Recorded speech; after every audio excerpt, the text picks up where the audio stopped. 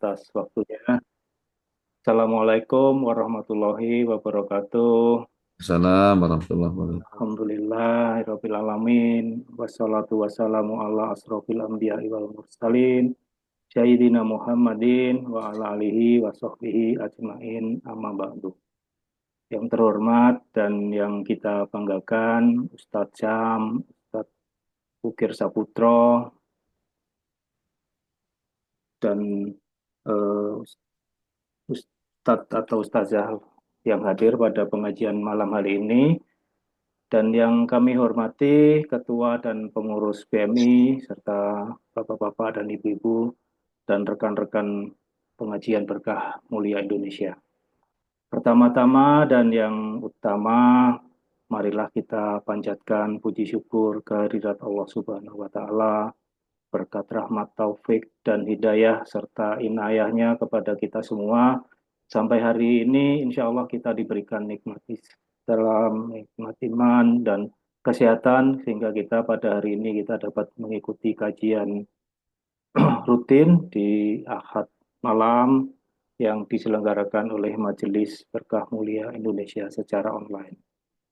Dan tak lupa solawat dan salam, semoga Allah senantiasa mencurahkan rahmat dan junjungan kita Nabi besar Muhammad SAW beserta keluarga dan para sahabatnya, di mana beliau adalah Nabi yang membawa syafaat Allah, dan mudah-mudahan kita selaku umatnya mendapatkan syafaat pula.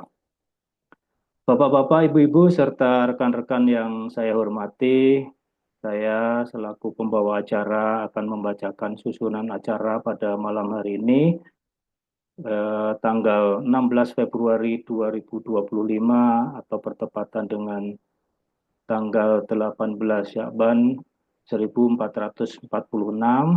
Yang pertama adalah pembukaan, kemudian pembacaan ayat suci Al-Quran, surat Ar-Rum ayat 20 sampai 24, yang nanti akan dibacakan oleh Bapak Astio Budi dan terjemahan oleh Bapak Agus Sidik. Kemudian yang ketiga adalah sambutan dari pengurus PMI, dalam hal ini diwakili oleh Bapak Iwan Hambali, dan acara keempat adalah inti dari acara pengajian hari ini adalah pemaparan materi oleh Ustadz Wukir Saputro. Dilanjutkan dengan sesi tanya jawab dan diakhiri nanti penutup pada pukul 21.30. Bapak-bapak, ibu-ibu sekalian, demikian susunan acara pada pengajian berkah mulia Indonesia.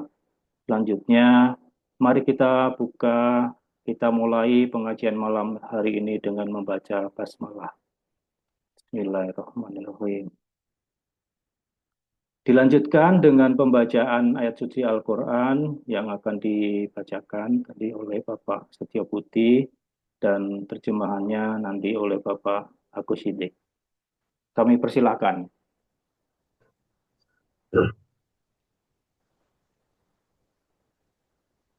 A'udzu billahi minasyaitonir rajim.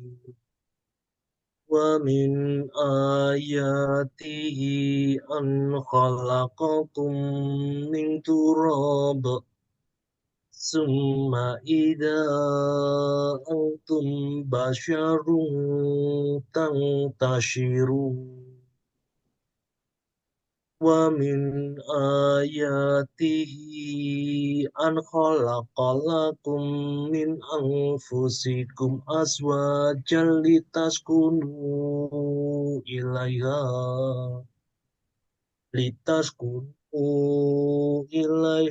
wa ja'ala bainakum mawaddatan wa rahmah. Inna fi dzalika laayatil liqaumin yatafakkarun. Wa min ayatihi khalqus samawati wal ard wahtilafu alsinatikum wa alwanikum. Inna fi dzalika laayatil lil alamin. Wa min ayatihi manamukum billaili wan nahari wa ba'dhigaukum wan nahari wa ba'dhigaukum min fadlih. Inna fi dzalika laayatil liqaumin yasma'un. Wa min ayatihi yurikumul barqa khaufan wa ta'aman wa yunazzilu minas sama wa Atau yunazzilu maaf. wa min ayatihi yurikumul barqa khaufan wa ta'aman wa ta'aman wa ta'ma'au wa yunazzilu minas sama wa ta'ma'au wa yunazzilu minas sama ima'an fayuhi bihil ardi ba'da mautiha. Inna fi dzalika laayatil liqaumin yaqilun. Alhamdulillah.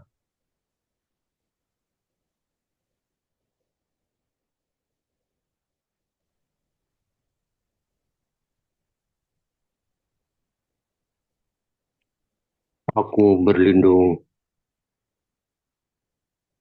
kepada Allah dari godaan setan yang terkutuk. Dan di antara tanda-tanda kebesarannya ialah Dia menciptakan kamu dari tanah, kemudian tiba-tiba kamu menjadi manusia yang berkembang biak. Dan di antara tanda-tanda kebesarannya ialah Dia menciptakan pasangan-pasangan untukmu dan dari jenismu sendiri, agar kamu cenderung dan merasa tentram kepadanya.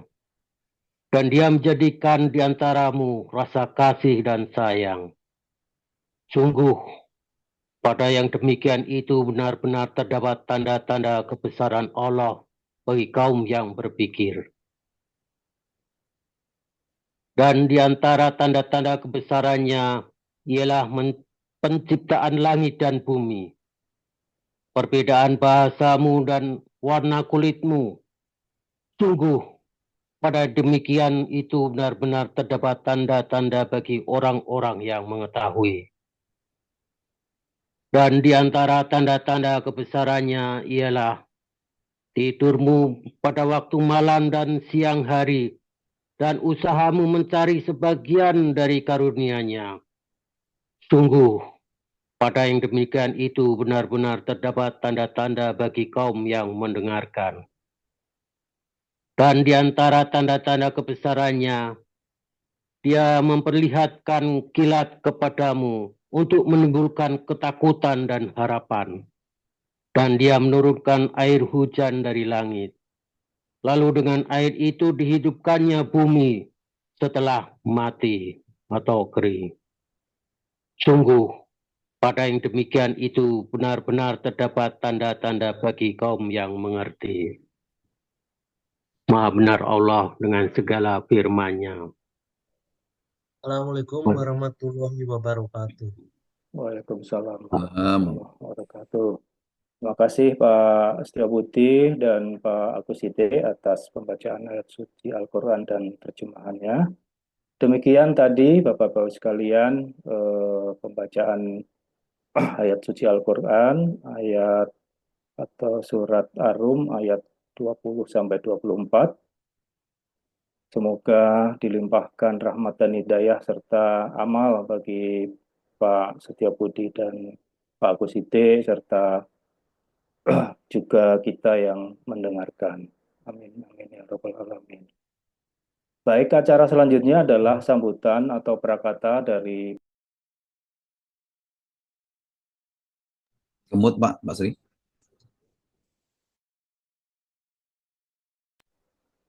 Baik, acara selanjutnya adalah sambutan atau prakata dari pengurus BMI kepada Bapak Iwan Hambali. Kami persilahkan. Terima kasih Bapak Sri Sardono selaku pembawa acara. Assalamualaikum warahmatullahi wabarakatuh. Waalaikumsalam. Warahmatullahi wabarakatuh. A'udzu billahi minasyaitonir rajim. Bismillahirrahmanirrahim. Alhamdulillahi rabbil alamin. Wassalatu wassalamu ala asrofil anbiya'i wal mursalin Sayyidina Muhammadin wa ala alihi wa sahbihi ajmain amma ba'd. Yang pertama dan paling utama, kita selalu bersyukur pada Allah Azza wa Jalla karena sampai detik ini begitu banyak nikmat Allah yang kita rasakan, khususnya nikmat iman Islam. Dan juga Allah izinkan kita pada malam hari ini untuk berkumpul dalam rangka menempati taman surga di dunia, walaupun melalui online. Salawat serta salam semoga tersampaikan ke Nabi manusia yang sangat mulia akhlaknya, Nabi Muhammad SAW, yang semoga nanti bersama para keluarga, para sahabat, kita nanti mendapatkan syafaat beliau di yaumil akhir nanti. Allahumma amin. Yang kami cintai, kami hormati Ustaz Syam, Ustaz Bukir, dan para ustazah, pengurus BMI, dan hadirin yang hadir pada kajian pada malam hari ini. Tidak terasa, tidak sampai 2 pekan lagi, kita akan memasuki 1 bulan yang sudah kita tunggu-tunggu selama 11 bulan sebelumnya, kurang lebih, yaitu bulan Ramadan. Maka jangan sampai kita sia-siakan bulan Ramadan ini, karena Nabi sudah mempersiapkan dirinya kurang lebih 3 bulan sebelumnya, sudah bersungguh-sungguh untuk memasuki bulan Ramadan. Nah, untuk tidak menyanyiakan bulan Ramadan ini, tentu saja kita harus tahu beberapa hal tentang fikih puasa di bulan Ramadan. Karena tadi diminta Ustaz Sam untuk mengisi kultum sedikit ya, Ustaz, 10 menit ya Ustaz. Siap. Maka sedikit saya sampaikan saja apa yang saya tahu, kan ini jadinya dadakan nih, tapi bukan tahu digoreng dadakan.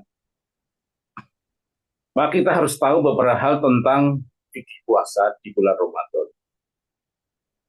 Kita harus tahu dulu secara bahasa apa artinya. Secara bahasa artinya adalah menahan diri, ya, menahan diri. Nah, kita harus tahu juga rukun puasa. Rukun puasa ada berapa? Rukun puasa di bulan puasa itu hanya ada 1, yaitu menahan diri dari semua yang membatalkan puasa, dari mulai terbit fajar sampai terbenam matahari. Hanya 1 saja rukun puasanya, itu saja.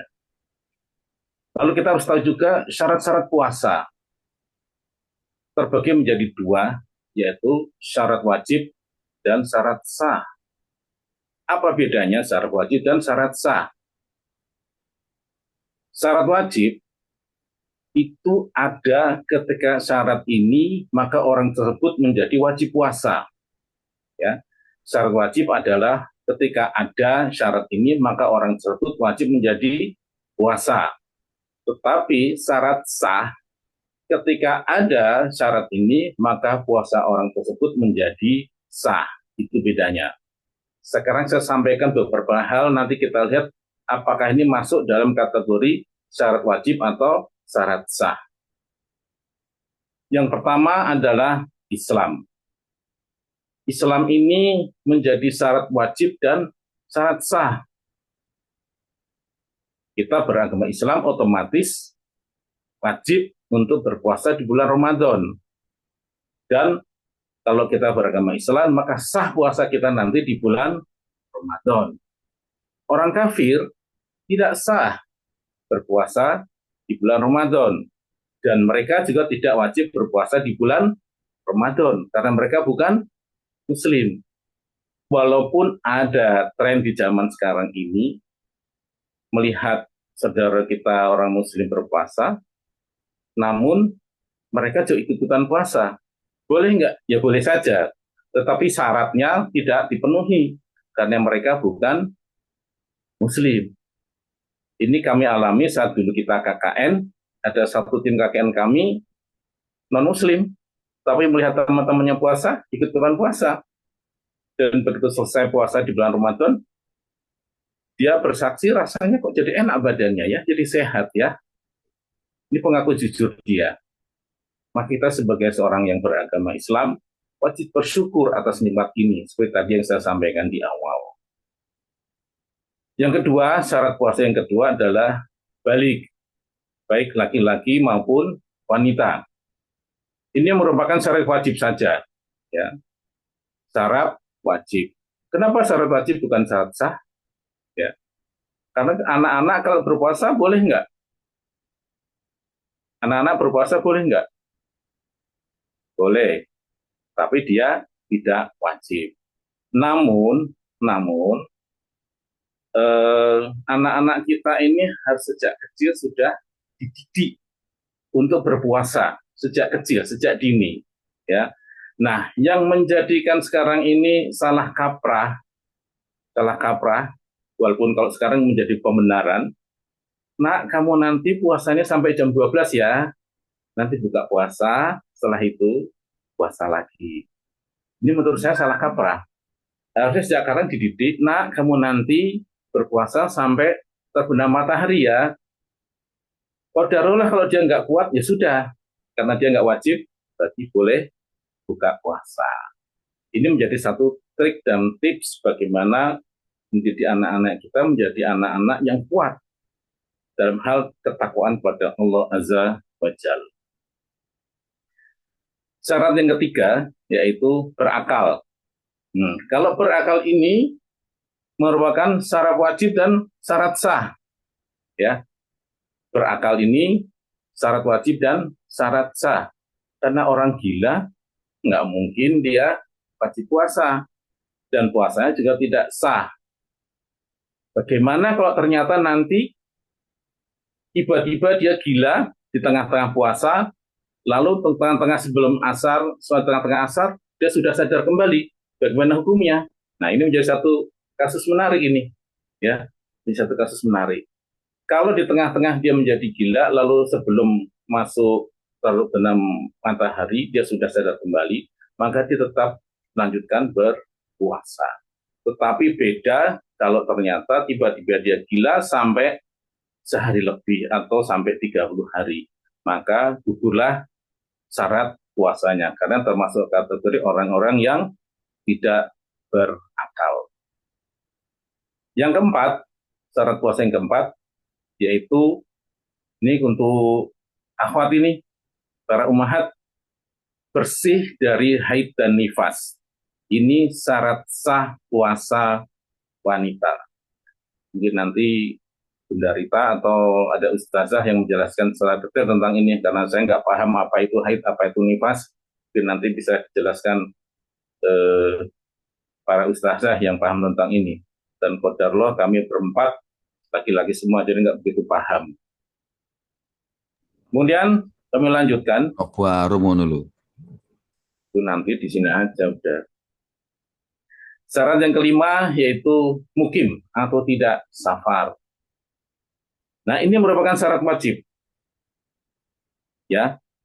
Jadi artinya kalau kita seseorang sedang safar, artinya boleh nggak kita berbuka di siang hari di bulan Ramadan? Nah, ini nanti ada beberapa kondisi nih. Nanti kita bahas kalau masih ada waktu, kalau Ustaz Bukir belum hadir. Belum hadir ya Ustaz Bukir ya? Ustaz Sam? TW. Oke, baik. Saya lanjutkan dulu. Saya keep dulu ya, yang nomor 5 tentang mukim ini ada beberapa kondisi yang nanti kita bicarakan lebih detail. Yang keenam, sehat dan selamat dari penyakit. Ini merupakan syarat wajib.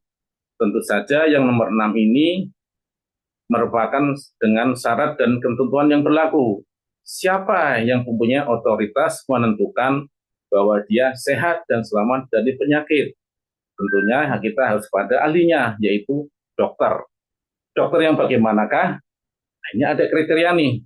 Yang pertama tentu saja dia dokter yang ahli di bidangnya. Ya, dokter yang ahli di bidangnya dan dia harus amanah. Syaratnya 2.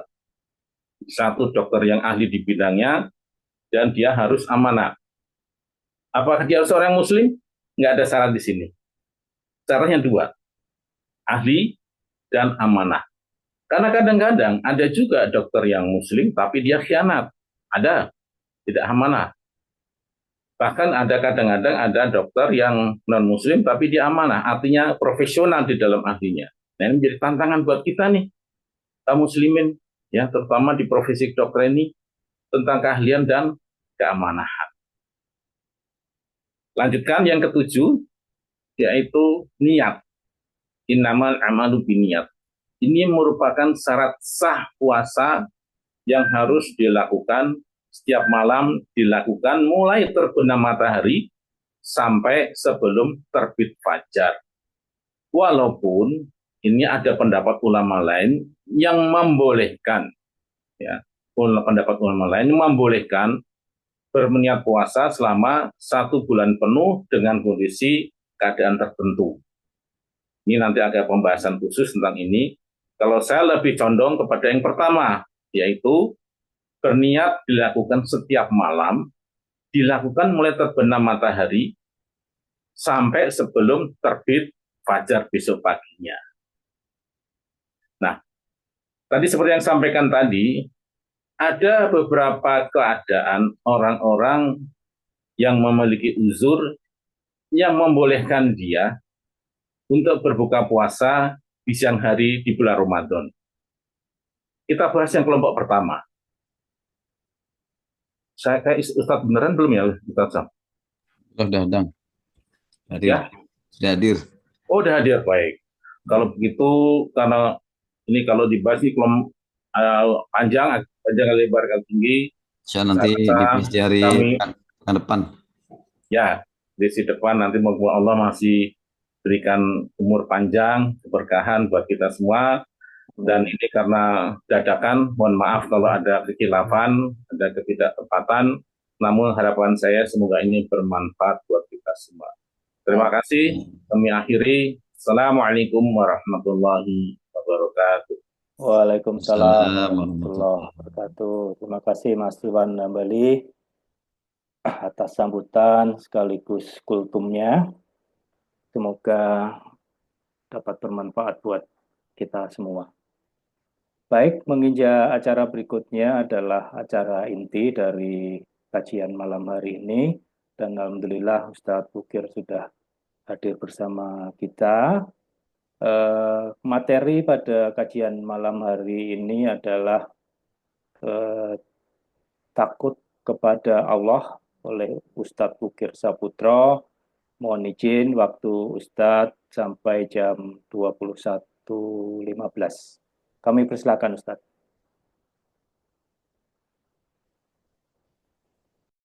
Mic-nya dulu.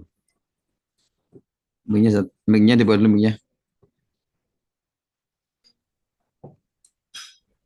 Bismillahirrahmanirrahim. Assalamualaikum warahmatullahi wabarakatuh. Waalaikumsalam. Innal hamdalillah nahmaduhu wa nasta'inuhu wa nastaghfiruh wa na'udzu billahi min shururi anfusina wa sayyiati a'malina. Man yahdihillahu fala mudhillalah wa man yudlil fala hadiyalah. Wa asyhadu an la ilaha illallah wahdahu la syarikalah. Wa asyhadu anna Muhammadan abduhu wa rasuluh. Ya ayyuhalladzina amanu ittaqullaha haqqa tuqatih wa la tamutunna illa wa antum muslimun. Amma ba'du, ma'asyiral muslimin wal muslimat, azanallahu wa yakum. Bapak Ibu sekalian yang kami hormati, yang kami muliakan, kami cintai karena Allah Ta'ala. Pada kesempatan malam hari ini, malam ke-18 Sya'ban, ya, kita diperjumpakan kembali dalam kajian virtual membahas tentang masalah tauhid. Karena tauhid adalah suatu yang paling penting dalam hidup kita, ya, agar kita semakin mengenal Allah Subhanahu wa taala. Ya, kita semakin mengenal Allah taala, kita semakin tunduk kepada apa yang Allah inginkan. Ya, karena banyak sekali hal-hal yang ternyata belum kita ketahui dari perkara keimanan. Makanya kalau kita ingin disebut sebagai orang yang beriman, apakah kita sudah pantas? Ya, ketika ada seorang Badui datang kepada Nabi SAW, dia mengatakan, amanna, kami telah beriman wahai Rasulullah. Maka Nabi SAW mengatakan, jangan katakan amanna, akan tapi katakan aslamna. Kau itu baru berislam saja, ya belum beriman. Karena rukun iman itu harus kita pelajari dengan detail. Ya, ini untuk meningkatkan iman kita. Baru pembahasan iman kepada Allah saja, ya, dalam bahasan tauhid. Karena tauhid ini intinya kita membahas keimanan kita kepada Allah, Bapak Ibu sekalian. Wahada yuwahidu tauhidan, ja'alahu wahid. Ya, tauhid ini menjadikan Allah Subhanahu wa taala saja tujuan daripada segala ibadah kita. Ya, kemudian kita mengesahkan Allah pula di dalam perbuatan-perbuatannya, dan kita mengesahkan Allah di dalam nama dan sifatnya. Inilah pokok pembahasan daripada tauhid. Adapun kitab tauhid yang kita pelajari ini kitab yang ditulis oleh Syekh Muhammad bin Abdul Wahhab, ya, yang disebut-sebut oleh orang-orang yang benci kepada beliau dengan julukan-julukan yang jelek, ya, Wahabi. Ternyata Bapak Ibu sekalian memperhatikan sudah sekitar 30 bab atau 31 bab dari kitab yang dikarang beliau rahimahullah, ya, dan Bapak Ibu sekalian sudah bisa menilai, ya, apa yang ditulis oleh beliau dalam kitab tauhid ini. Nah, maka mengenal Allah Subhanahu wa taala, masyarakat kita masih banyak yang keliru. Ya, siapa Allah? Mereka keliru. Siapa Allah? Karena ini pertanyaan yang mendasar pula di alam barzah nanti, man rabbuka? Siapa Tuhanmu? Ya. Maka kita harus mengenal Allah Subhanahu wa taala dengan dalil. Mengenal Allah dan apa yang Allah inginkan, apa yang Allah larang, ini harus kita ketahui. Ya, termasuk di antara bahasanya di mana Allah Subhanahu wa taala. Ini bahasan daripada tauhid. Banyak masyarakat Indonesia yang masih berkeyakinan Allah ada di mana-mana. Ya, dengan mentakwil-takwil dalil tentang sifat-sifat Allah taala yang datang di dalam Al-Qur'an. Baik, maka ini pentingnya kita belajar tauhid, Bapak Ibu sekalian, ya, agar kita semakin kuat akidah dan tauhid kita, keyakinan kita, sebagaimana dalam bab yang awal-awal dahulu kita mengenal bahwa man haqqaqat tauhid dakhalal jannah bila hisab wa bila azab. Siapa yang memurnikan tauhid, maka dia akan masuk surga tanpa hisab dan tanpa azab. Ini di antara keistimewaan tauhid. Di antara keistimewaan tauhid pula bahwa amal-amal buruk itu bisa dihapus dengan tauhid. Ada seorang dari umat Nabi Muhammad SAW yang datang di hari hisab, dia membawa 99 sijilat, 99 catatan dosa, satu catatan sejauh mata memandang, ufuk barat sampai ufuk timur. Kemudian didatangkan kepadanya satu bitokoh, yaitu bitokoh tauhid, yang terdapat kalimat la ilaha illallah di dalamnya. Ya, maka kemudian tauhid yang murni tanpa dicampur adukan dengan kesyirikan tersebut bisa menghapus 99 catatan dosa yang sangat besar. Ya, ini keistimewaan daripada tauhid. Bisa menggugurkan, bisa menghapus dosa-dosa yang dilakukan seorang selama itu bukan dosa kesyirikan. Nah, maka pada kesempatan kali ini bab 31 kita setelah membahas, ya, perkara sebelum bab ini kita bahas tentang mahabbatullah, maka sekarang kita bahas tentang bab khauf, yaitu takut kepada Allah. Ya, orang yang memiliki rasa takut, Bapak Ibu sekalian, di dalam Al-Quran Allah Subhanahu Wa Taala sebutkan hal ini di ayat yang setiap malam kita disunahkan, ya, dianjurkan untuk membacanya. Di surat Al-Mulku Allah Ta'ala sebutkan, innalladzina yakhshawna rabbahum bil ghaib. Sesungguhnya orang-orang yang memiliki khasyah, rasa takut kepada Rabb mereka yang maha gaib, karena Allah al-batin, al-zahiru wal batin. Al-zahir maha tinggi, maha nampak, al-batin maha batin, ya, maha tersembunyi. Ya, maka Allah maha nampak dengan kita memperhatikan kekuasaan Allah di alam semesta ini. Adapun Allah batin maha gaib, yang tidak nampak dengan mata kepala kita, yang mana mata seorang Nabi Musa pun alaihissalam tidak bisa melihat Allah Subhanahu wa taala. Bahkan pada kisah Isra Mi'raj kemarin, ya, yang kita melewati masyarakat Indonesia merayakan Isra Mi'raj, ya, maka ditanyakan kepada Aisyah radhiyallahu taala anha, apakah Nabi SAW melihat Allah dengan mata beliau? Maka jawabannya tidak. Ya, jawabannya beliau tidak melihat Allah Subhanahu wa taala. Dalam hadis Ibnu Mas'ud, ya, atau Ibnu Abbas, ya, disebutkan bahwa Nabi melihat Allah Ta'ala. Akan tapi hadis ini hadis yang sifatnya mutlak, maka perlu dibawa kepada hadis yang muqayyad, ya, karena ada dua hadis, yaitu diikat dengan hadis yang sifatnya muqayyad dengan melihat dengan hati, ya, melihat dengan hati Nabi SAW, bukan melihat dengan mata kepala beliau alaihi salatu wassalam, ya. Maka kesimpulannya Allah maha batin, maha gaib. Siapa yang takut kepada Allah yang maha gaib, bahwa Allah tidak bisa dilihat di dunia ini, sebagaimana perkataan Imam Asy-Syafi'i rahimahullah taala ketika menafsirkan surat Al-Mutaffifin, ya, yang di sana orang-orang kafir mereka mahjubun, ya, terhalang dari melihat Allah Subhanahu wa taala, ya, maka beliau juga mengatakan Allah tidak bisa dilihat di dunia ini, namun nanti, ya, Allah dilihat di surga, dan ru'yatullah merupakan kenikmatan yang paling tinggi, karena melihat Allah Subhanahu wa taala ini merupakan tanda keridhaan Allah taala, ya, dan ridwanullahi akbar, ya, keridhaan Allah kepada penduduk surga itu lebih besar daripada sekedar nikmat-nikmat yang Allah sediakan di dalam surga, ya. Maka ini tentang ru'yatullah kelak. Kembali ke ayat Al-Mulku tadi, innalladzina yakhshawna rabbahum bil ghaib lahum maghfiratu wa ajrun kabir. Baginya maghfirah, ampunan Allah, wa ajrun kabir, dan pahala yang sangat besar, yaitu surga. Ya, pahala yang sangat besar berarti akan mengalahkan timbangan keburukan-keburukan seorang, ya. Maka pahala yang sangat besar itu akan menyebabkan seorang dimasukkan ke dalam surga. Ini buah daripada al-khauf, yaitu takut kepada Allah Subhanahu wa taala, ya. Baik, ya, dalam kitab Riyadhus Shalihin di sana ditulis bab tentang al-khauf, tentang hadis-hadis yang ditulis Imam An-Nawawi, ya, tentang al-khauf, yaitu rasa takut kepada Allah taala. Ya, kita harus bisa memunculkan, menumbuhkan rasa takut ini pada diri kita, ya. Seorang kalau sudah takut, maka dia tidak berani, Bapak Ibu sekalian.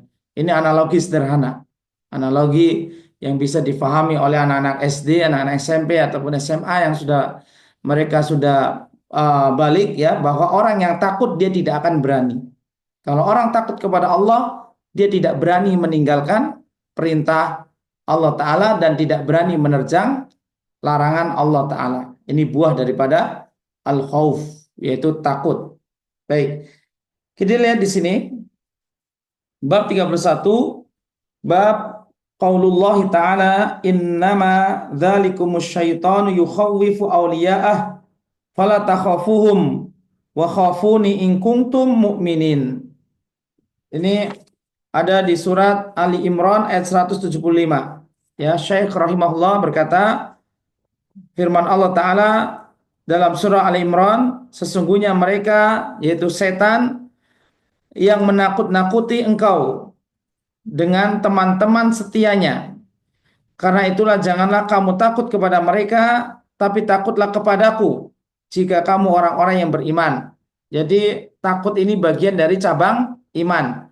Sebagaimana tawakal bagian dari iman, ya, rasa malu bagian dari iman, maka al-khauf atau takut juga bagian dari keimanan. Ya, karena iman itu ada sekitar 60 sampai 70 cabang. Di antara cabang iman itu yakin, ya, keyakinan kita kepada Allah itu bagian daripada iman. Ya, maka di antaranya ibadah al-khauf, yaitu takut, itu bagian daripada iman, karena Allah Ta'ala katakan wa khafuni in kuntum mu'minin. Takutlah hanya kepadaku jika kalian benar-benar orang-orang yang beriman. Ini surah Ali Imran ayat yang ke-175. Ya. Jadi pada bab ini, Bapak Ibu rahimani wa rahimakumullah, kita diarahkan oleh mu'alif rahimahullah ta'ala, ya, bahwa di antara jenis ibadah hati adalah khauf. Ya, di antara jenis ibadah hati sebagaimana mahabbah itu adalah ibadah hati di bab yang ke-30, maka bab ke-31 ini menjelaskan bahwa al-khauf termasuk bahasan berkaitan tentang ibadah hati. Ya. Maka karena ini ibadah itu ada ibadah lisan, ibadah badan, ada ibadah hati. Karena takut merupakan ibadah dan itu ibadah hati, maka rasa takut tidak boleh diperuntukkan kecuali untuk Allah Subhanahu wa taala. Ya, ini inti pembahasan bab khauf. Ya, kepada siapa kita harus takut? Ya, kepada Allah Subhanahu wa taala. Ya. Taib. Dalam bahasan khazanah ilmu yang ditulis oleh para ulama, ada beberapa macam-macam jenis takut. Ya, takut itu ada beberapa macam klasifikasi atau pembagiannya, Bapak Ibu sekalian. Ya. Yang pertama adalah al-khauful masyru'. Rasa takut yang disyariatkan. Jadi rasa takut juga diperintah, ya, disyariatkan oleh Allah Ta'ala. Ya, karena Nabi SAW mengatakan la yajma'an al-makhaffatan wal amanain.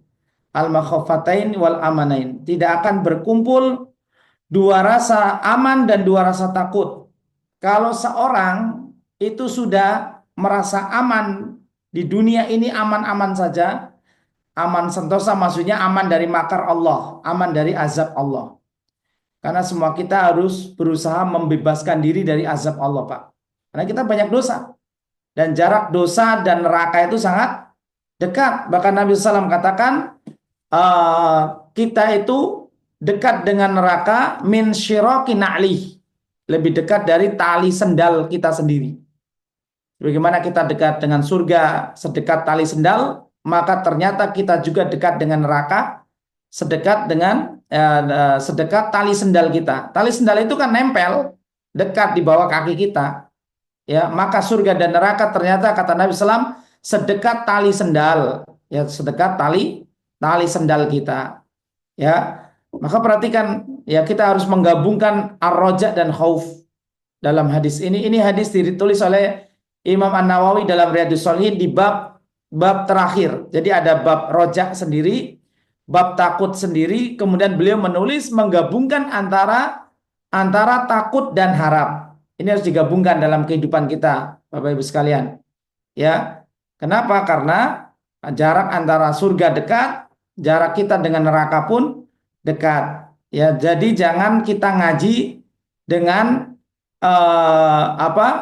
ustadz-ustadz yang hanya mengabarkan masalah-masalah surga saja. Semua umat Islam akan masuk surga, ya. Kemudian dia tidak menyebutkan hadis-hadis tentang khauf. Ini salah. Salah di dalam mentarbiyah dan mentasfiyah umat.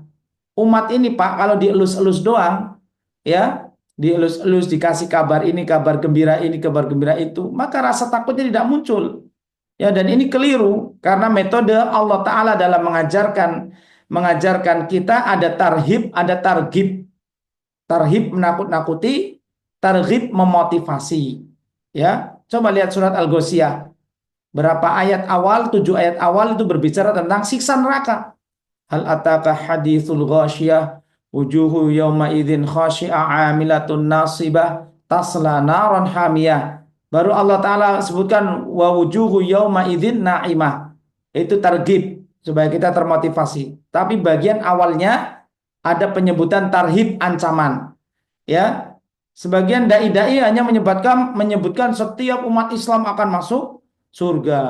Itu pun nggak dilengkapi. Nabi SAW mengatakan kullu ummati yadkhulunal jannah illa man aba. Nabi SAW sebutkan semua umatku masuk surga kecuali yang enggan. Ya, nah, nanti mereka bawa lagi hadis, ya, yang akhir hidupnya la ilaha illallah masuk surga. Betul, tapi siapa saja orang-orang yang akhir hidupnya la ilaha illallah? Apakah setiap muslim bisa mengucapkan kalimat la ilaha illallah di akhir hidup mereka? Butuh perjuangan, ya. Semua keluarga terdekat atau teman-teman terdekat ingin memperjuangkan la ilaha illallah agar kata-kata yang terakhir keluar dari lisan kita adalah la ilaha illallah. Tapi apakah semua orang yang ditalkin dengan la ilaha illallah akan bisa mengucapkannya?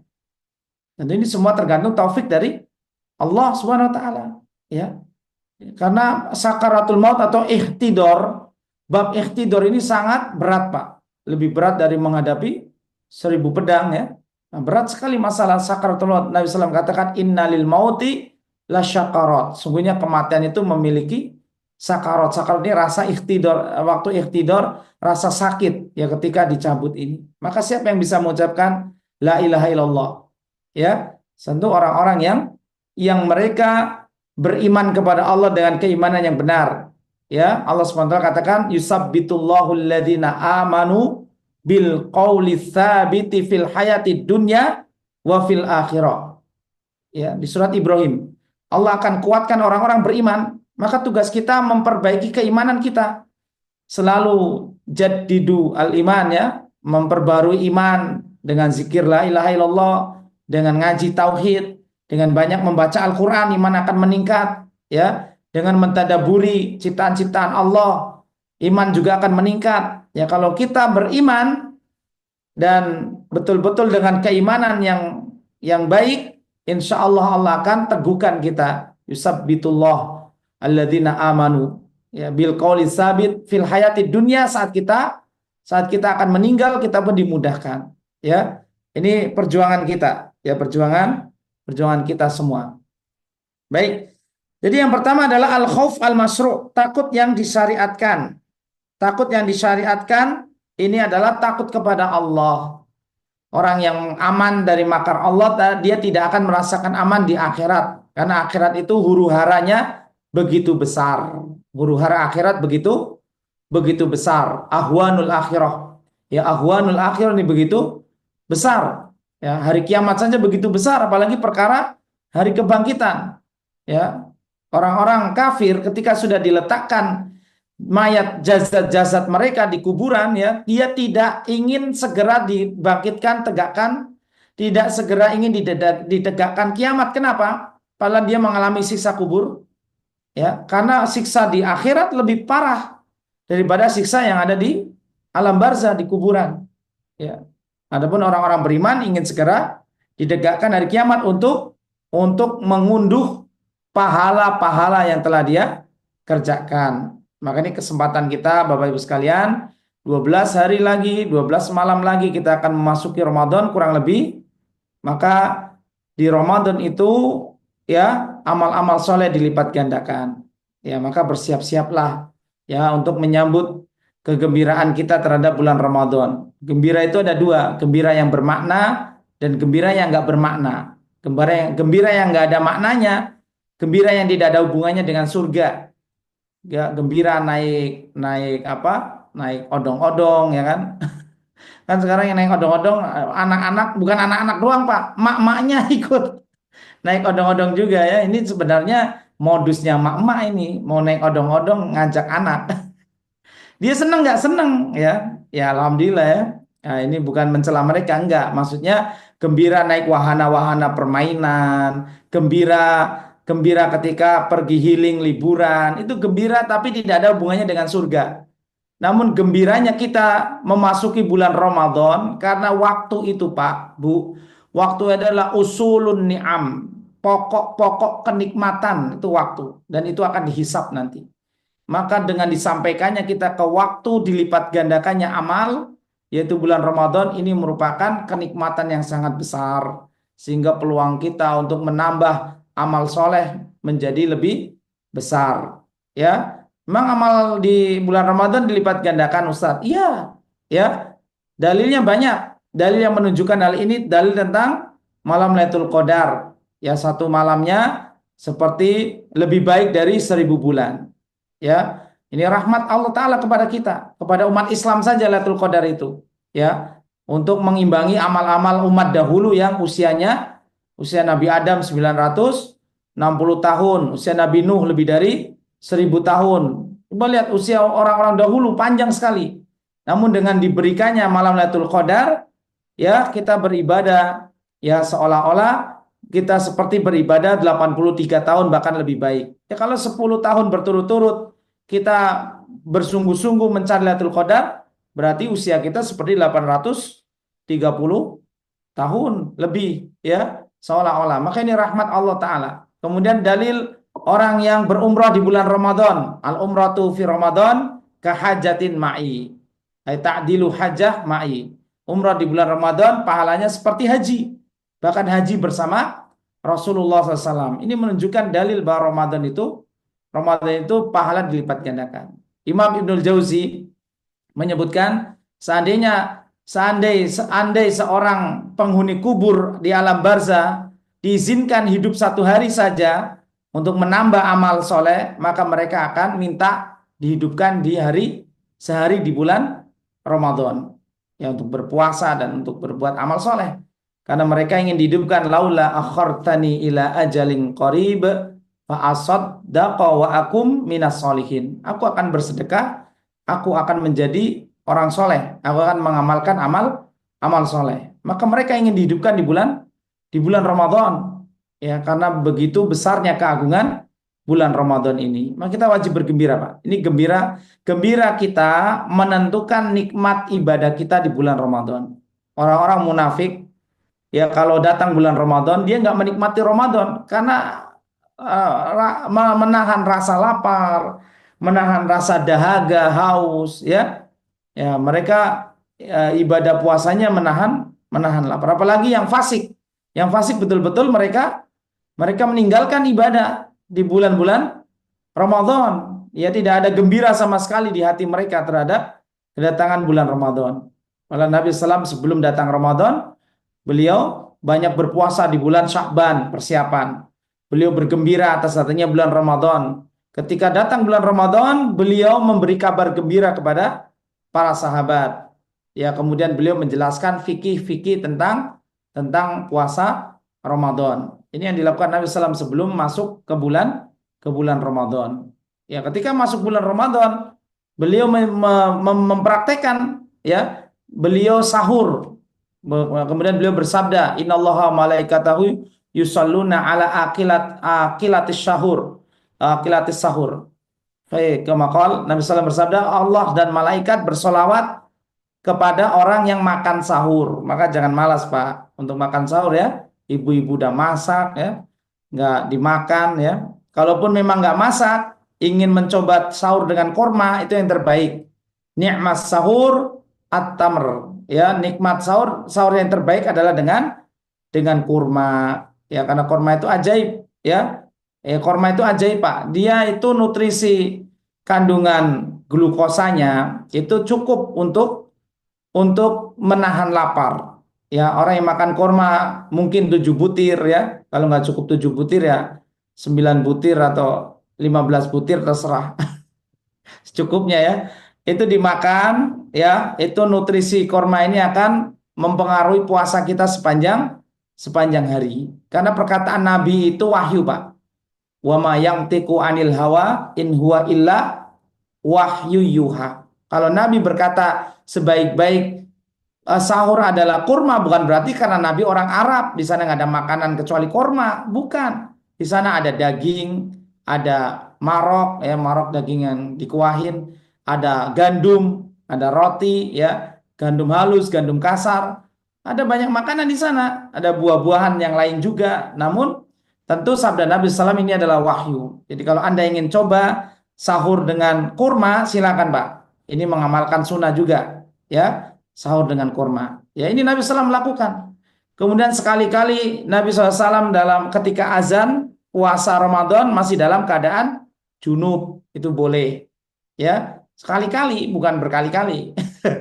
Berkali-kali berarti enggak sholat tahajud, ya, enggak banyak ibadah malamnya. Tapi sekali-kali Nabi SAW ketika Bilal sudah azan, Nabi SAW masih junub. Jadi beliau masih junub itu maksudnya beliau sahur dalam keadaan junub nggak apa-apa. Ya, sudah azan belum mandi wajib nggak masalah, nggak masalah. Ya, ini diantara fikih. Kemudian beliau mengakhirkan sahur, banyak beristighfar di waktu sahur. Kemudian beliau melalui hari-harinya dengan banyak berzikir kepada Allah, ya, banyak bersedekah di bulan Ramadan. Kemudian beliau melakukan safar di bulan Ramadan, boleh. Beliau perang Fathul Mekah itu tanggal 17 Ramadan, Pak. Ya, beliau juga perang Badar itu terjadi di bulan Ramadan juga. Ya, maka bulan Ramadan ini bukan bulan untuk malas-malasan. Aduh, puasa di rumah doang mager. Enggak. Nabi SAW produktif. Di bulan Ramadan beliau juga bekerja, ya, beliau berjihad, beliau berdakwah. Ya, ini bulan Ramadan. Bulan Ramadan beliau juga melakukan pernikahan, ya. Beliau menikah dengan Hafsah bulan Ramadan, Ummul Mukminin radhiyallahu anha. Menikah pula dengan Zainab binti Huzaah radhiyallahu anha juga di bulan Ramadan. Nabi SAW menikah dengan Maria Al-Qibtiyah itu juga bulan Ramadan. Jadi boleh Anda nikah bulan Ramadan atau Anda menikahkan anak bulan Ramadan, ya. Nah, nggak masalah. Nanti walimahnya malam habis tarawih, ya. Kemalaman. Nggak masalah, ya. Ini menikah bulan Ramadan boleh-boleh saja. Kemudian Nabi SAW banyak berdoa, Pak. Banyak berdoa karena mulut orang puasa itu wangi di sisi Allah Ta'ala. Atyabu minal miski. Maka di situ Nabi SAW mengatakan salah satu dakwatin la tujab. 3 doa yang tidak dihijab oleh Allah Subhanahu wa taala, salah satunya adalah musafir, doa orang tua, dan doa orang yang berpuasa. Kenapa? Karena orang yang berpuasa dalam keadaan optimal bermunajat kepada Allah, ya, dalam keadaan optimal, ya, maka dia dalam keadaan yang terbaik untuk bermunajat, maka banyak berdoa saat puasa. Saat puasa, wa idza sa'alaka ibadi anni fa inni qaribun ujibu da'watad da'i idza da'an. Ini ayat 185 dari Al-Baqarah, ini sisipan di tengah-tengah ayat-ayat puasa. Ya, Nabi SAW banyak berdoa, ya. Ustadz, kalau bau mulut itu seperti minyak kasturi di sisi Allah Ta'ala, berarti nggak boleh sikat gigi dong? Boleh, ya. Karena ketika Anda menyikat gigi Anda, bau mulut Anda masih tetap ada. Kenapa? Karena bau mulut itu berasal dari lambung. Salah satunya yang disebabkan puasa karena lambung kita kosong, ya.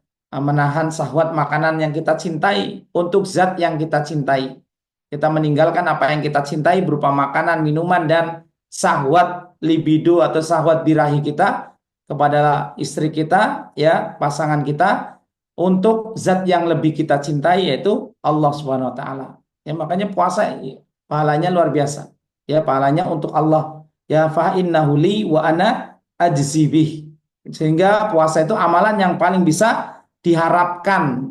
Yang kita bisa harapkan ibadah puasa karena Allah yang membalas dengan pahala yang berlipat-lipat ganda. Jadi ini persiapan kita, ya, untuk menyambut Ramadan. Baik, kembali, ya. Takut yang disyariatkan. Di sini ada perkataan ulama, beliau berkata, haddul khauf ma hajazaka an ma'asillah fama zada ala dzalika fahuwa ghairul muhtajin ilaih. Batasan rasa takut adalah takut yang menghalangimu dari bermaksiat kepada Allah.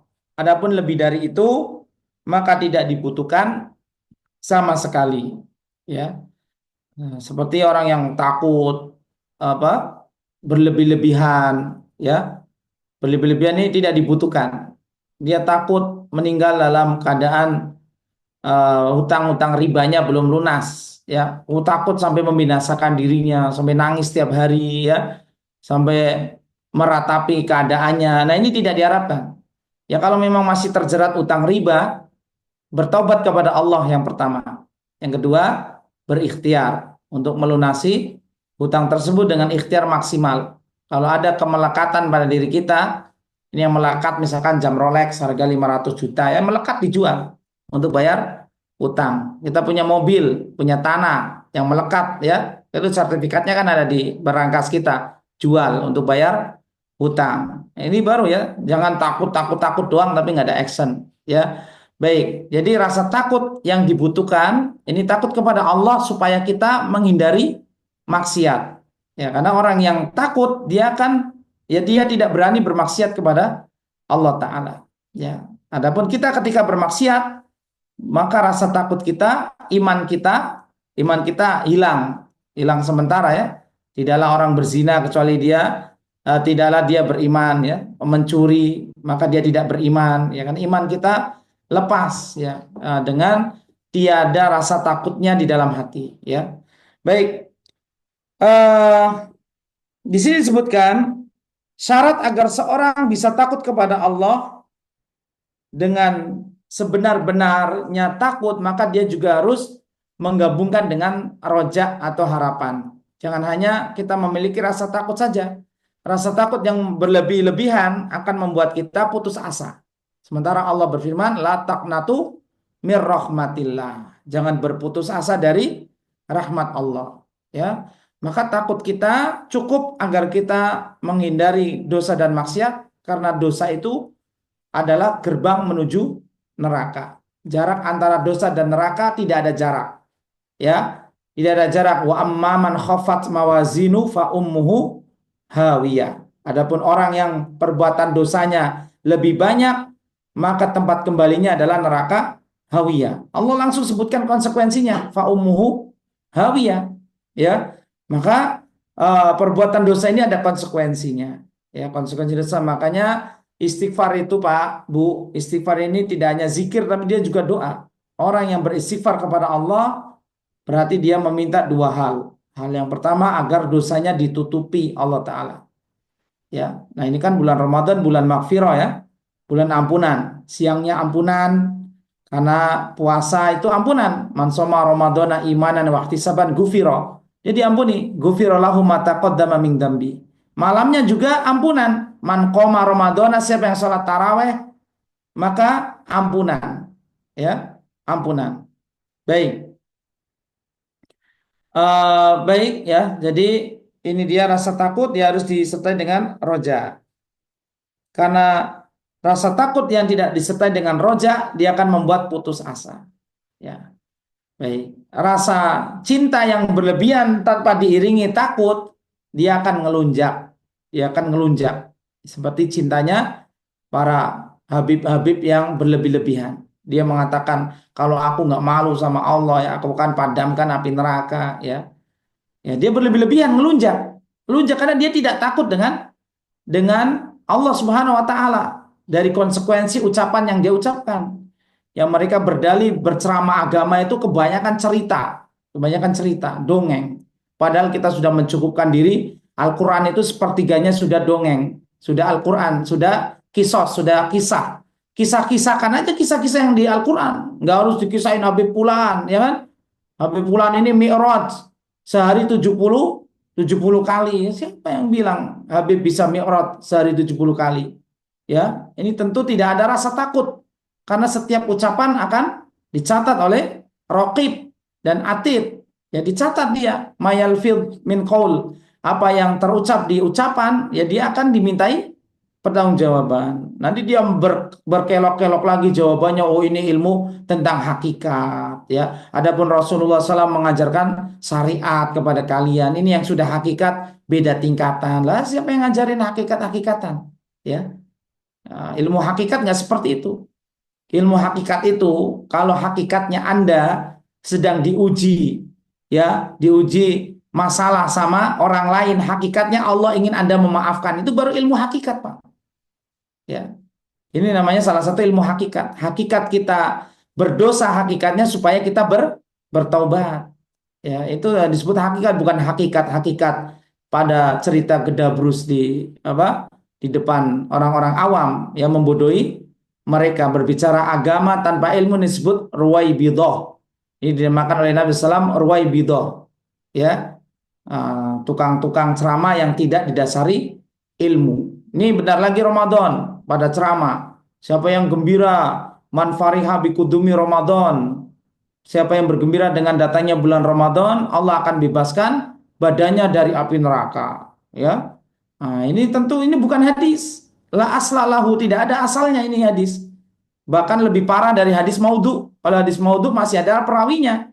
Hanya perawinya mungkar, tidak diterima. Tapi la aslalahu, betul-betul nggak ada asal usulnya. Tapi ini dianggap hadis. Menentukan fadilah sebuah amalan itu perlu dalil. Yang menentukan fadilah sebuah amalan itu membutuhkan dalil. Ya, maka berceramah harus dengan ilmu yang kuat. Qul hadhihi sabili ad'u ilallah ala basiratin ana wa manittaba'ani. Nabi SAW disuruh katakanlah ini jalanku, jalan Allah, sabilillah. Ad'u ilallah, kita berdakwah menuju Allah, bukan berdakwah untuk ngumpulin jamaah, untuk banyak-banyakan pengikut, ya. Ala basiratin, di atas ilmu. Maka berdakwah itu di atas ilmu, bukan di atas kurofat-kurofat, ya, dongeng-dongeng belaka, tidak, ya. Baik. Kemudian seorang ulama berkata, Abu Ali al-Rudzbari, Ar-Rudzbari rahimahullah, beliau berkata, al-khaufu wal raja kajanahai at-ta'ir. Takut dan harap ini seperti dua sayap burung. Kemudian beliau berkata, idza stawa ya istawat tairu wa tamma tairanuhu. Apabila sempurna kedua sayap tersebut, maka sempurna pula terbang burung tersebut. Wa idza naqasa ahaduhuma waqa'a fihi naqsu. Akan tapi apabila salah satu sayapnya itu cacat, berkurang, maka akan berkurang pula kesempurnaan terbangnya. Wa idza dhahaba sara ta'iru fi haddil maut. Dan apabila keduanya tidak ada, yaitu tidak punya sayap, maka burung ini hampir-hampir dia seperti burung yang mati. Ya, jadi ini analogi yang diucapkan oleh Abu Ali Ar-Rudzbari rahimahullah, menggambarkan kepada kita, ya, menganalogikan bahwa khauf dan roja itu bagikan dua sayap, ya, yang harus kita seimbangkan supaya kita bisa berjalan menuju Allah, ya, karena rukun ibadah ada tiga, Pak. Rukun ibadah, ya.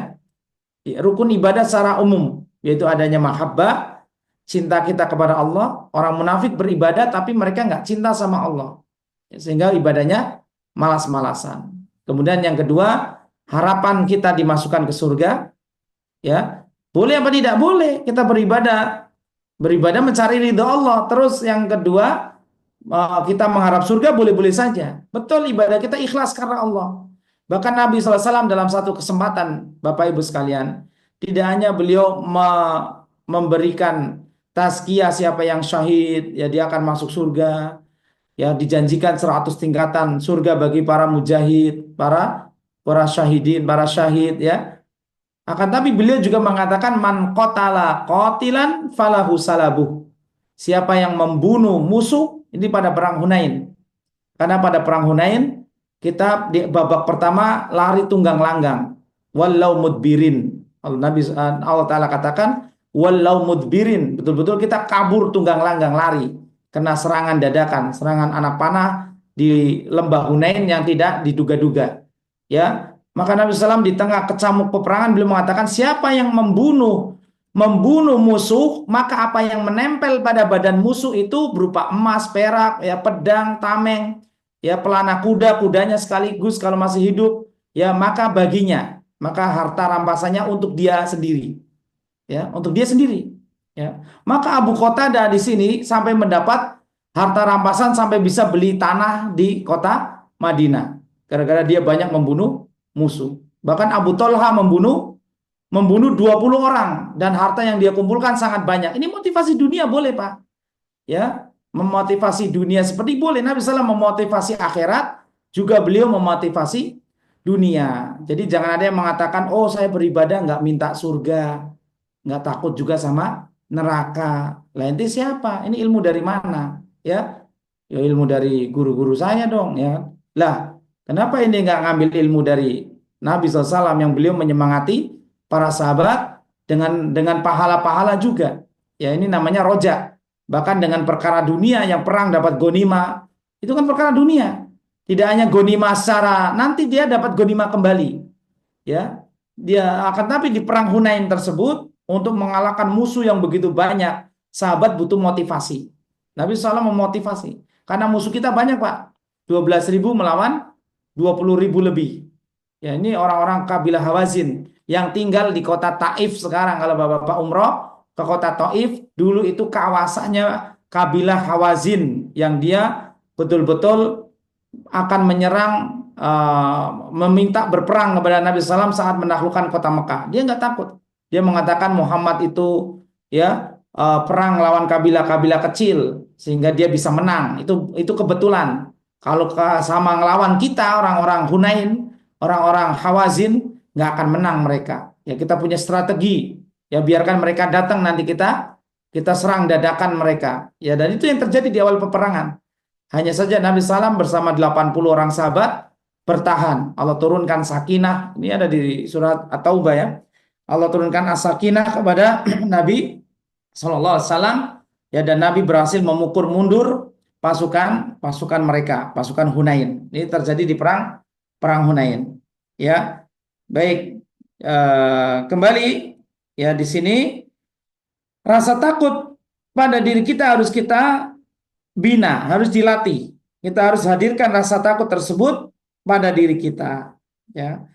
Dan bagaimana caranya untuk menimbulkan rasa takut pada diri kita? Di sini mu'alif hafidhallah menyebutkan beberapa cara supaya kita mendidik rasa takut kita. Yang pertama, mempelajari nama-nama dan sifat-sifat Allah. Ya. Jadi kita harus pelajari nama-nama dan sifat-sifat Allah Ta'ala agar muncul rasa roja dan khauf.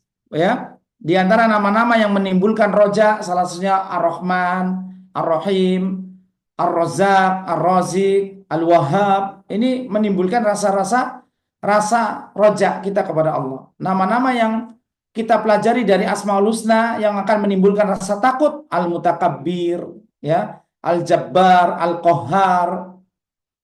Kemudian nama Al-Aziz ini akan menimbulkan rasa Al-Khauf, Al-Hakam misalkan yang membuat keputusan. Ya, maka ini akan menimbulkan rasa takut kita kepada Allah SWT. Belum lagi sifat yang lain seperti syadidul iqab, sari'ul hisab. Ini sifat Allah Ta'ala, cepat menghisab, syadidul iqab. Allah SWT siksanya sangat keras. Ya, ini semua ketika kita pelajari dari nama-nama dan sifat Allah, ini akan membuahkan rasa takut. Jadi salah satu cara yang membuahkan rasa takut dalam mempelajari asma wa sifat. Ya, kita dapati Allah itu ahad dalam menyiksa. La yusiqu wasaqahu ahad. Disebutkan dalam surat Al-Fajr. Wa la yusiqu wasaqahu ahad. Tidak ada yang bisa lepas, ya, tidak ada yang menyiksa pada hari tersebut seperti siksa Allah Subhanahu wa taala. Allah Subhanahu wa taala murka, dan murka Allah adalah neraka. Sampai neraka mengatakan, ya, Halim talak, ya, neraka ditanya, Halim talakti, apakah kamu sudah penuh? Maka neraka mengatakan, hal min mazid, apakah masih ada yang harus aku lumat, yang aku siksa, yang aku bakar? Ya, ini neraka sebagai dari azab Allah Subhanahu wa taala. Ya. Baik, maka mempelajari nama-nama dan sifat Allah Ta'ala bisa menimbulkan rasa takut. Kemudian secara umum untuk menimbulkan rasa takut apa Pak? Sering ngaji, sering datang ke pengajian. Ya, seorang sahabat bernama Ibnu Mas'ud radhiyallahu anhu, dia berkata, kafa bi khasyatillahi ilman. Kafa bi khasyatillahi ilman. Cukuplah rasa takut kepada Allah dikatakan sebagai orang yang berilmu. Jadi orang yang berilmu itu orang yang takut kepada Allah, bukan yang banyak hafalannya. Ya, bukan yang banyak hafalannya, banyak ya ceramahnya ke sana kemari. Enggak, yang takut kepada Allah itulah orang yang berilmu. Dan ilmu ini bisa Anda dapatkan di majelis-majelis ilmu, di kajian-kajian ilmiah. Ya, dan ini untuk semua orang. Ya, untuk semua orang, semua kalangan. Ya, kalangan yang strata sosialnya bawah ataupun atas, semuanya menuntut ilmu, datang ke majelis.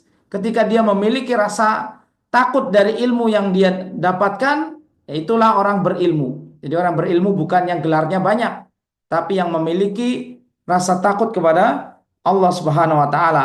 Imam Ibnu Mas'ud, sahabat Ibnu Mas'ud radhiyallahu anhu juga mengatakan al-ilmu khasyatulillah atau al-ilmu khasyatullah. Ilmu itu adalah rasa takut kepada Allah Ta'ala. Selama kita memiliki rasa takut, maka itulah ilmu. Ya, baik.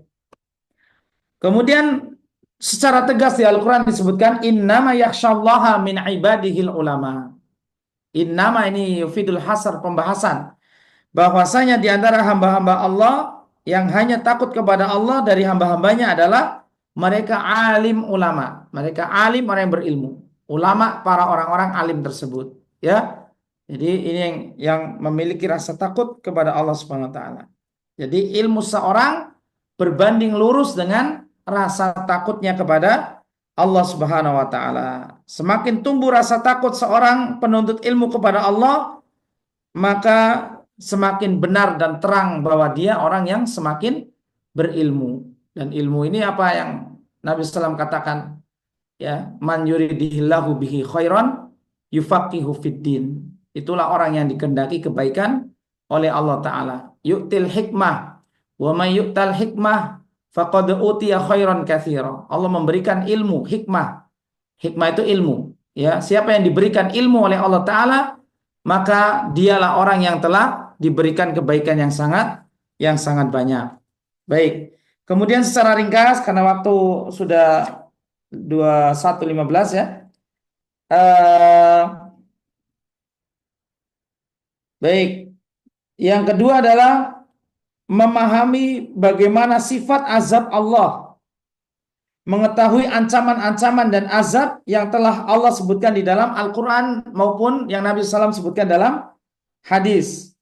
Tentang bagaimana sengsaranya keadaan penghuni neraka jahanam. Sebagaimana firman Allah Ta'ala, lahum min fawqihim dulal wa min lahum min fawqihim dulalum minan nar wa min tahtihim dulal. Apa yang disebut dulal? Dulal ini potongan-potongan api. Kita lihat kebakaran di Glodok ada udah ngeri itu, Pak. Ya. Kebakaran di Glodok itu sampai ada jasad yang sudah melekat dengan perabot-perabot yang kebakar ya. Ini kan ngeri, Pak. Ini baru api dunia. Ya. Bagaimana dengan api neraka? Maka di neraka mereka diberikan zulal, potongan-potongan api. Apinya berkeping-keping banyak. Ini zulalun. Maka di atas mereka lapisan-lapisan api. Wa min tahtihim zulal, dan di bawah mereka lapisan-lapisan api. Dzalika yukhawwifullahu bihi ibadah. Ya ibadi fattaqun. Demikianlah Allah mengancam hamba-hambanya. Ya, jadi Allah mengajarkan kita, mendidik kita dengan ancaman. Kita aja mendidik anak, dikasih nikmat terus apa enggak, Pak? Dimanja apa enggak? Anak yang dimanja ya manja ngelunjak. Ya, anak-anak yang dimanja ngelunjak. Makanya anak-anak yang tidak pernah disalahkan, dia tidak akan merasa salah.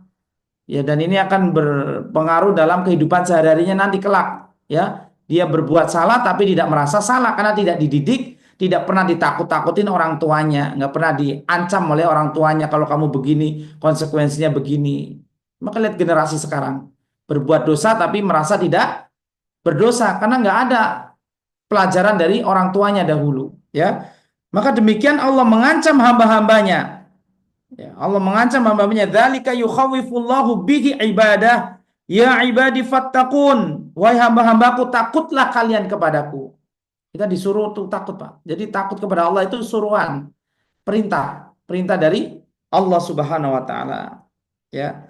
Kemudian Allah Taala berfirman, fattaqun nar allati waquduha an-nasu wal hijarah uiddat lil kafirin. Takutlah kalian dari api neraka yang bahan bakarnya manusia dan batu. Ya, batu di sini di antara pendapat ulama batu ibrit, batu belerang. Karena belerang itu sifatnya panasnya panas, ya, atau dia ketika kena kulit nempel dan baunya tidak sedap dan mengeluarkan asap. Ada ulama yang berbeda pendapat, ya. Pendapat yang lain ini batu bara, karena zaman dahulu belum ditemukan batu bara. Nah, ulama sekarang berpendapat batu di neraka itu sejenis batu bara yang kalau dibakar malah membara. Ini menambah panasnya api neraka. Jadi batu di neraka ada dua jenis, batu biasa dari jenis batu yang disebutkan ulama ini, ya, entah batu belerang, entah batu bara, semuanya masuk tafsiran para ulama ahli tafsir. Yang kedua, semua yang disembah selain Allah, patung-patung itu yang terbuat dari batu yang dipahat, termasuk matahari, bulan, bintang yang disembah, semuanya akan menjadi bahan bakar hasabu jahannam, menjadi bahan bakar neraka. Maka hendaklah kita ya menyadari hal ini. Yang ketiga, seorang sadar mengakui kekurangannya dalam ibadah. Jadi ibadah kita itu taksir. Taksir itu kita merasa kurang, Pak. Ini untuk menumbuhkan rasa takut. Sehingga doa yang pas ketika sholat wajib, kita bukan baca Alhamdulillah, Assalamualaikum warahmatullah, Assalamualaikum warahmatullah, Alhamdulillahirabbil alamin. Enggak. Tapi disunahkan untuk beristighfar karena taksir. Taksir itu ibadah kita penuh dengan kekurangan. Fungsi istighfar satu untuk menghapus dosa, yang kedua untuk menyempurnakan ibadah. Ini fungsi istighfar, ya. Dan dalilnya memang Nabi SAW setelah sholat beliau beristighfar 3 kali, kemudian membaca Allahumma antas salam. Baik, ini dia amal-amal yang bisa menimbulkan rasa takut, ya. Kemudian menyadari musibah dan bencana itu hukuman Allah agar kita takut kepadanya. Yang kelima, takut terhadap dampak maksiat, karena setiap maksiat diancam oleh Allah Ta'ala. Ya, Barakallahu fiik, silakan kami kembalikan ke Bapak Sri Sadono. Barakallahu fiik. Baik, terima kasih Pak Ustadz atas ilmunya. Semoga ilmu yang Ustadz sampaikan menambah rasa cinta dan takwa kita kepada Allah Subhanahu wa Ta'ala. Baik, mungkin kami buka untuk acara sesi tanya jawab kepada rekan-rekan, Bapak-bapak Ibu sekalian untuk bertanya kepada Ustadz. Kami persilakan.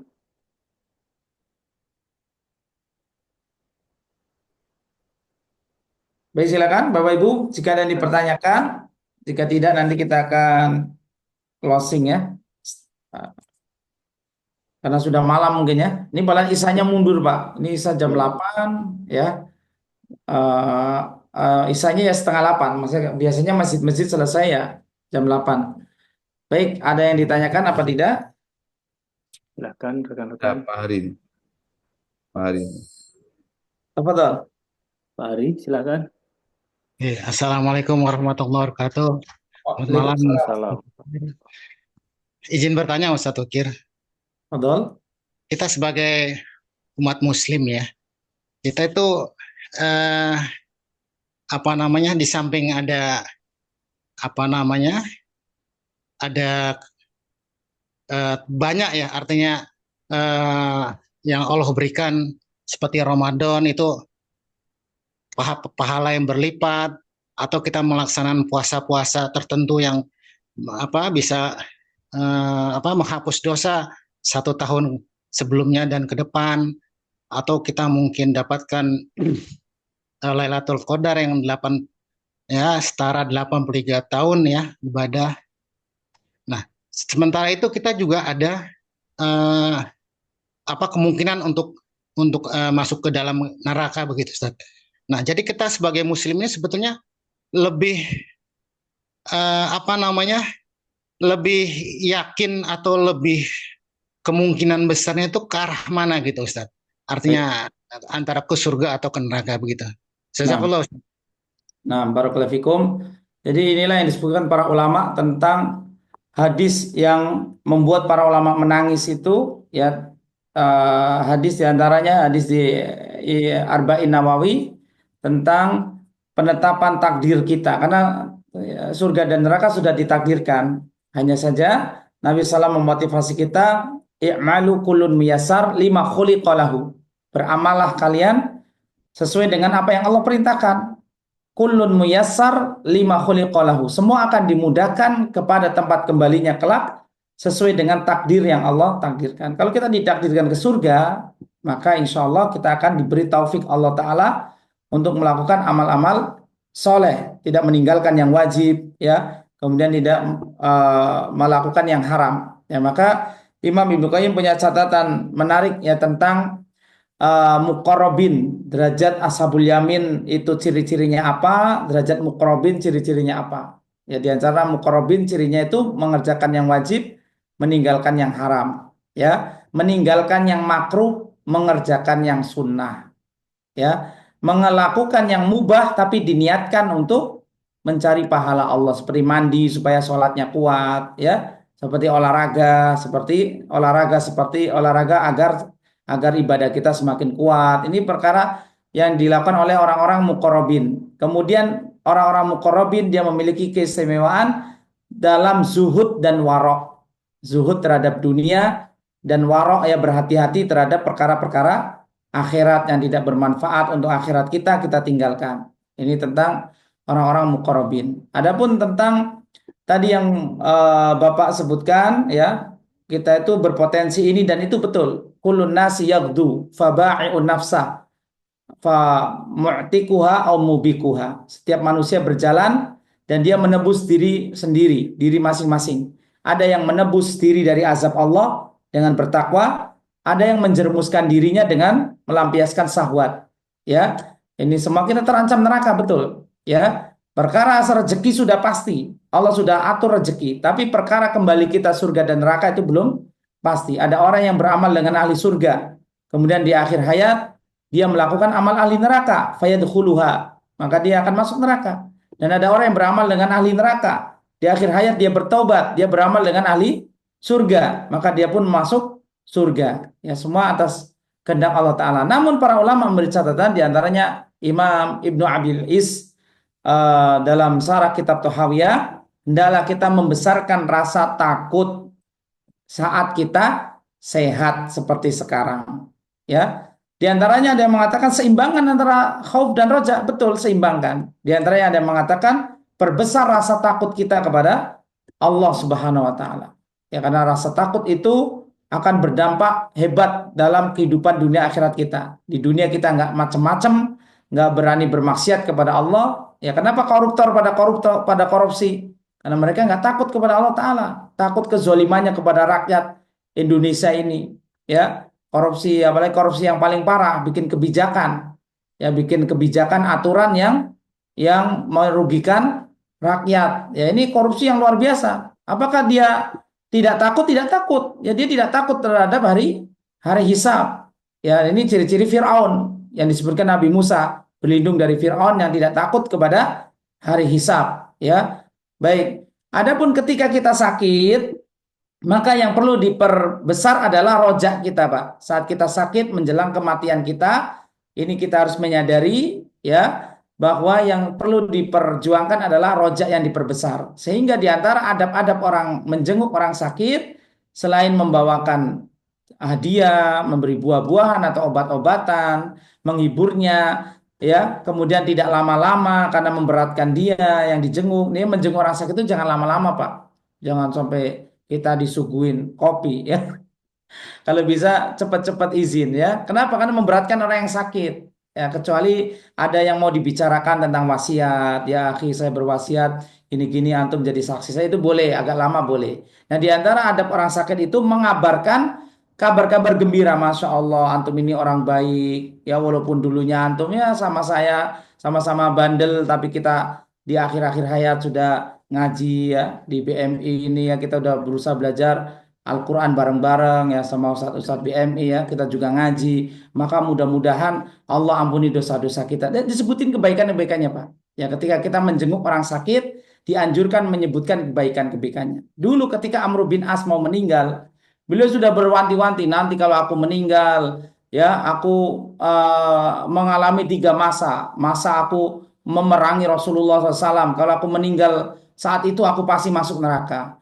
Masa yang kedua saat aku hidup berdampingan dengan Nabi SAW tahun 7 Hijriah, dia masuk Islam ya bersama Khalid bin Walid dan Utsman bin Thalha radhiyallahu anhum. Ya, ini Utsman bin Tolha yang punya kunci Ka'bah, bukan Gus Miftah, bukan Pak. Jangan percaya kalau Gus Miftah punya kunci Ka'bah, ini bohong. Raja Salman aja nggak boleh punya kunci Ka'bah, nggak boleh. Yang boleh punya kunci Ka'bah hanya keturunan Utsman bin Tolha yang masuk Islam bersama Khalid dan Amr bin As. Ya, maka Amr bin As masa kedua, seandainya aku meninggal di masa Rasulullah, saya senang, saya akan masuk surga. Tapi sekarang saya sudah ditinggal dahulu oleh Rasulullah. Maka dia mengalami rasa takut, Pak. Ya, sekelas sahabat yang mulia. Kemudian anaknya Abdullah bin Amr bin As mengatakan, wahai ayah, kenapa Anda terlalu memberatkan diri Anda? Nabi SAW banyak memuji-muji Anda. Anda baru masuk 4 bulan masuk Islam, sudah diangkat jadi panglima perang Zatus Salasil, ya, memerangi, bahkan Anda memimpin sahabat-sahabat senior seperti Abu Bakar, Umar, ya, sampai mereka berselisih pendapat. Anda memimpin Aminul Ummah Abu Ubaidah bin Jarrah radhiyallahu anhu, maka Anda banyak dikasih kabar gembira oleh Nabi SAW. Anda orang yang masuk Islam karena iman, bukan karena Islam-Islaman saja, tapi Anda karena kecerdasan Anda masuk Islam. Maka apa yang Anda takutkan? Nah, maka Abdullah bin Amr meminta, dan Abdullah bin Amr bin As ini orang yang menaklukkan Alexandria, Pak.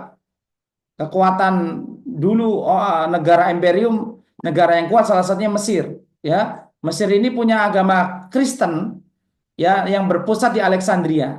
Itu benteng Alexandria ditaklukkan Amr bin As dengan 4.000 pasukan, padahal di dalamnya ada 50.000 prajurit yang di dalam benteng lagi, ya. Maka ini kehebatan Amr bin As. Dia menaklukkan Palestina, dia juga menaklukkan Mesir. Tapi dia masih merasa takut aja, Pak. Ya. Kemudian satu panglima perang lagi, yaitu Abdullah bin Rawaha. Abdullah bin Rawaha ketika Nabi SAW antar di Saniyatul Wada untuk melepas peperangan Mu'tah bersama Zaid bin Harithah, Ja'far bin Abi Thalib, dan yang satunya adalah Abdullah bin Rawaha. Maka Abdullah bin Rawaha menangis. Abdullah bin Rawaha menangis. Maka sahabat mengatakan, ya Abdullah bin Rawaha, kenapa kamu menangis? Enggak, apa kamu menangis karena takut perang? Enggak, saya menangis karena Nabi SAW pernah mengucapkan bahwa setiap manusia akan melewati neraka. Ya, illa wariduha di surat Maryam.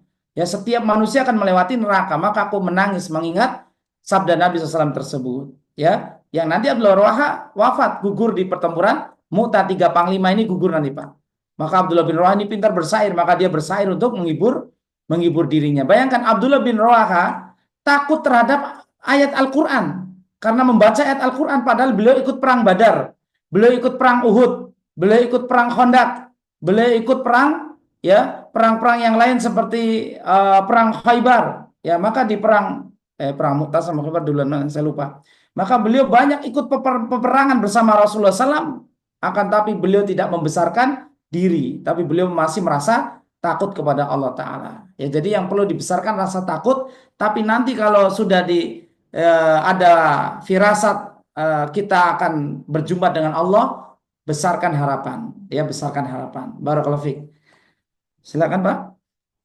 Baik, mungkin karena sudah larut, Ustadz, mungkin kita akhiri acara ini, dan apabila Ustadz berkenan, saya mohon untuk menutup dengan doa, Pak Ustadz.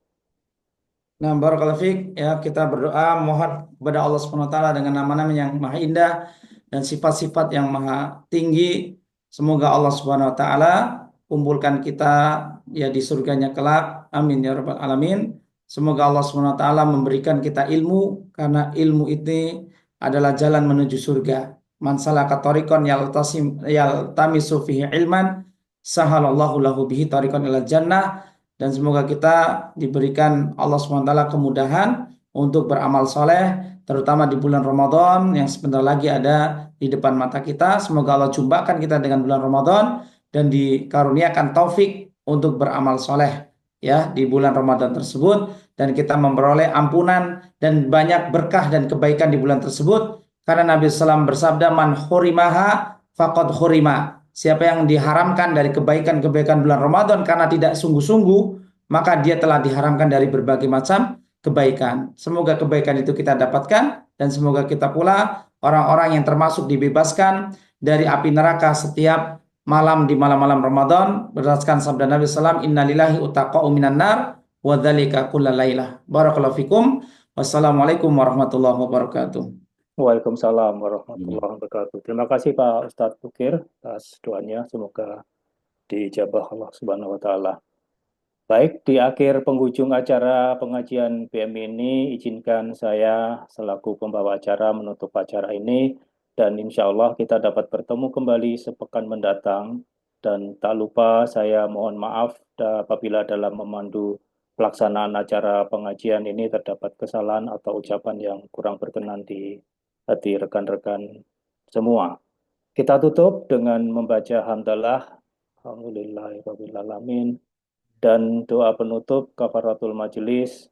Subhanakallahumma wa bihamdika asyhadu alla ilaha illa anta astaghfiruka wa atubu ilaik. Wa billahi taufiq wal hidayah. Assalamualaikum warahmatullahi wabarakatuh. Salam sehat, salam semangat, salam berkah mulia Indonesia. Selamat malam. Terima kasih. Waalaikumsalam warahmatullahi wabarakatuh. Waalaikumsalam warahmatullahi wabarakatuh. Jazakallahu khairan, Pak Asri.